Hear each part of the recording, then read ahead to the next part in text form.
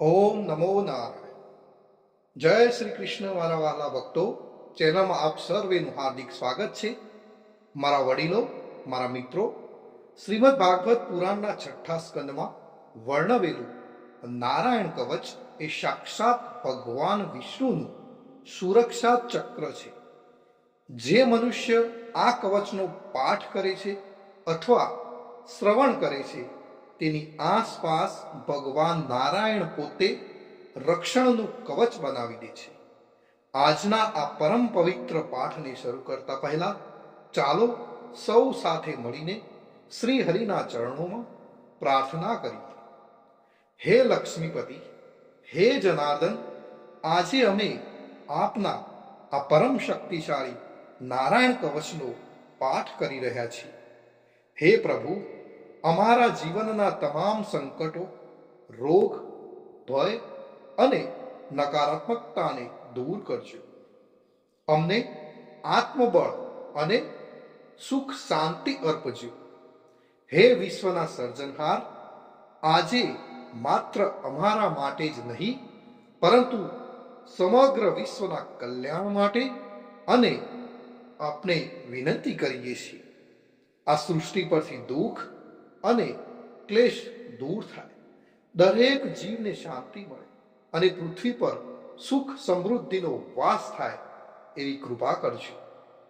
સર્વે ભવંતુ સુખિન, સર્વે સંતુ નિરામય એવા ભાવ સાથે અમે આ પાઠ આપના ચરણોમાં અર્પણ કરીએ છીએ.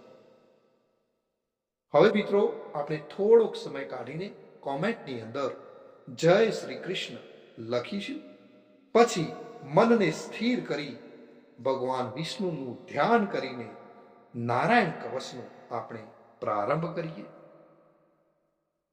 જય શ્રી કૃષ્ણ. નારાયણ કવચ શ્રીમદ ભાગવતના છઠ્ઠા સ્કંદના 8મા અધ્યાયમાં શ્રી નારાયણ કવચ ત્વસ્તા ઋષિના પુત્ર વિશ્વરૂપ ઇન્દ્રને કહે છે. વિશ્વરૂપ કહે છે, જ્યારે ભયનો સમય પાસે આવ્યો હોય ત્યારે મનુષ્ય હાથ પગ ધોઈ આચમન કરી ઉત્તર દિશા તરફ મુખ રાખી નારાયણ કવચનો પાઠ કરો. જ્યારે ભય આવે ત્યારે શ્રી નારાયણ રૂપ નામનું બખ્તર ધારણ કરો. ગરુડની પીઠ પર ચરણ કમળ ધારણ કરનારા, 8 સિદ્ધિઓ વાળા, 8 બાહુઓ વાળા અને તે 8 બાહુઓ વિશે શંખ, ચક્ર, ઢાલ, ગદા, બાણ, ધનુષ તથા પાસને ધારણ કરનારા શ્રી હરિ મારી સર્વ પ્રકારે રક્ષા કરો. જળમાં મત્સ્ય અવતારધારી ભગવાન જલ તંતુઓથી તથા વરુણના પાસથી મારી રક્ષા કરો. માયાથી બટુક બનેલા વામનજી સ્થળમાં મારી રક્ષા કરો. શ્રી વિશ્વરૂપ ત્રિવિક્રમ ભગવાન આકાશમાં મારી રક્ષા કરો. જેના અઠાસ્યથી દિશાઓ ગાજી ઉઠી હતી અને ગર્ભિણીઓના ગર્ભ પડી ગયા હતા તેવા નૃસિંહ ભગવાન દુર્ગ, વન અને યુદ્ધ ભૂમિમાં મારી રક્ષા કરો. પોતાની દાઢથી પાતાળમાંથી પૃથ્વીનો ઉદ્ધાર કરનાર ભગવાન યજ્ઞ મૂર્તિ વરાહ માર્ગમાં મારી રક્ષા કરો. પરશુરામ ભગવાન પર્વતોના શિખરોમાં મારી રક્ષા કરો અને ભરતના મોટા ભાઈ રામ તથા લક્ષ્મણ પ્રવાસમાં અમારી રક્ષા કરો. ઉગ્ર ધર્મ અને પ્રમાદથી નારાયણ ભગવાન મારી રક્ષા કરો અને નિંદાથી નર ભગવાન ને યોગ ભ્રષ્ટ થતા યોગેશ્વર દત્તાત્રેય ભગવાન મારી રક્ષા કરો. ત્રણેય ગુણોના સ્વામી ભગવાન કપિલ કર્મ બંધનથી મારી રક્ષા કરો. સનંત કુમાર કામદેવથી મારી રક્ષા કરો. હયગ્રીવ ભગવાન રસ્તામાંથી જતા અને દેવોને પ્રણામ ન કરવા રૂપી અપરાધમાંથી મારી રક્ષા કરો. હે દેવર્ષિ શ્રેષ્ઠ મુનિ નારદ ભગવાન, ભગવાનની પૂજા કરવામાં જે કોઈ વિઘ્ન નડે છે તેનાથી મારી રક્ષા કરો અને કૂર્મ અવતાર શ્રી હરિ સર્વ પ્રકારના નરકમાંથી મારી રક્ષા કરો. અયોગ્ય ખોરાક ખાવાથી ભગવાન ધન્વંતરી મારી રક્ષા કરો. જીતેન્દ્રિય ભગવાન ઋષભદેવ કામ ક્રોધ આદિના ભયમાંથી મારી રક્ષા કરો. યજ્ઞ અવતારી ભગવાન લોક અપવાદથી મારી રક્ષા કરો. બલભદ્ર ભગવાન મનુષ્ય તરફથી થનારા ઉપદ્રવમાંથી મારી રક્ષા કરો. અને ક્રોધાવેશ સર્પ ગણોથી શેષ ભગવાન મારી રક્ષા કરો. ભગવાન વેદવ્યાસ અજ્ઞાનથી મારી રક્ષા કરો. આ પાખંડીઓના ટોળામાંથી ભગવાન બુદ્ધ મારી રક્ષા કરો. ધર્મની રક્ષા કરવા માટે અવતાર લેનાર ભગવાન કલ્કી કાળના મળરૂપ આ કળિયુગથી મારી રક્ષા કરો.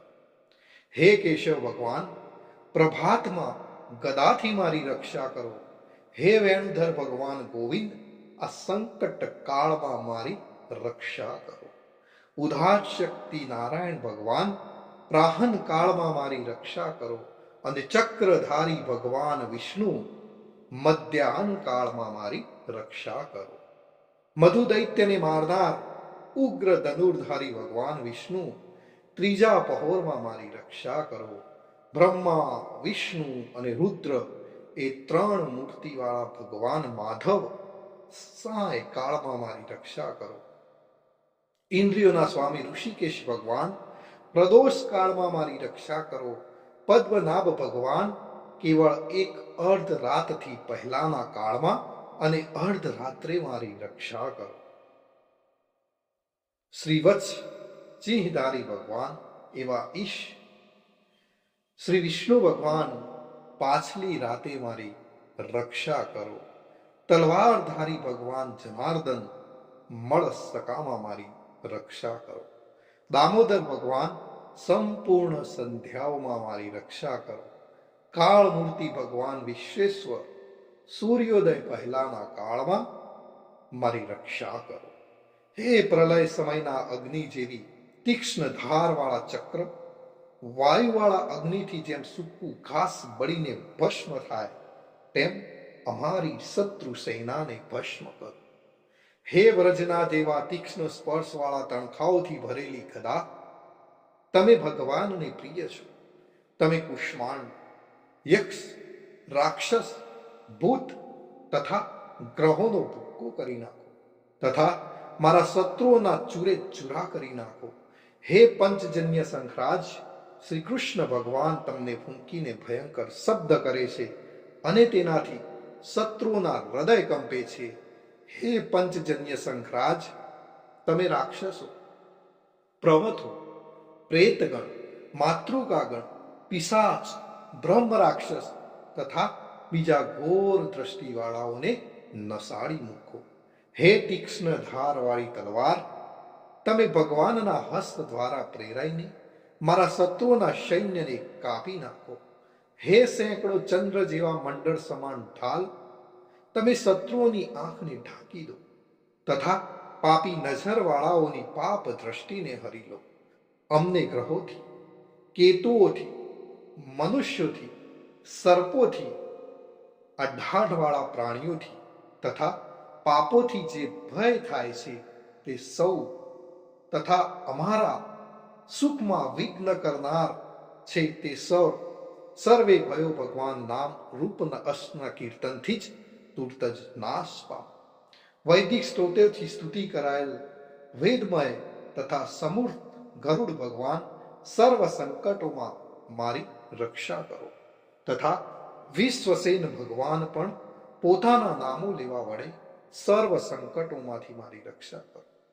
શ્રી હરિના નામ રૂપ વાહન અને આયુધો સર્વ દુઃખોમાંથી અમારી રક્ષા.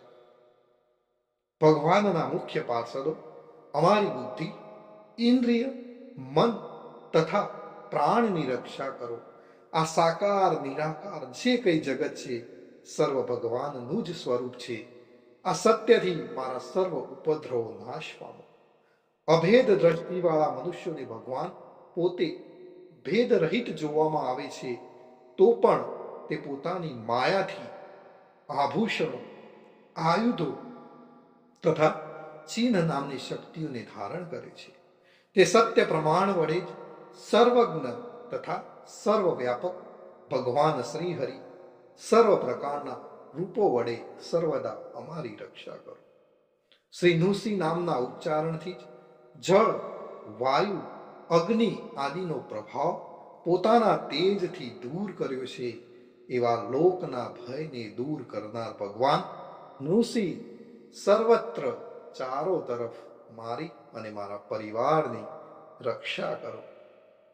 જો ભક્તો આપણે નિત્ય નારાયણ કવચનો પાઠ કરીએ છીએ તો શું ફળ મળે? વિશ્વરૂપ કહે છે કે હે ઇન્દ્ર, આ નારાયણ કવચ તમારી આગળ કહ્યું, જે ધારણ કરવાથી તમે શ્રમ વિના અસુરોના અધિપતિઓને જીતશો. આ નારાયણ કવચને ધારણ કરનારો મનુષ્ય નેત્રથી જેની તરફ જુએ અથવા તો પગ વડે જેને જેને અડકે તે તુરત જ બધા જ ભયમાંથી છૂટે છે. આ કવચ ભણનાર પુરુષને કોઈ દિવસ રાજાઓ તરફથી, ચોર તરફથી, ગ્રહો થકી, વ્યાઘ્ર આદિ તરફથી તથા બીજા કોઈ તરફથી કોઈ પણ પ્રકારનો ભય રહેતો નથી. તો ભક્તો, અહીં આપણે નારાયણ કવચનો પાઠ પૂર્ણ કરીએ છીએ. હું આશા રાખું છું કે આ પાઠથી આપના મનને શાંતિ મળી હશે. તો કોમેન્ટમાં ઓમ નમો નારાયણ અથવા તો જય શ્રી કૃષ્ણ લખવાનું ભૂલશો નહીં. ફરી મળીશું એક નવા જ ભક્તિમય વિડીયો સાથે. ત્યાં સુધી આપ સર્વેને મારા જય શ્રી કૃષ્ણ, જય શ્રી કૃષ્ણ, જય શ્રી કૃષ્ણ.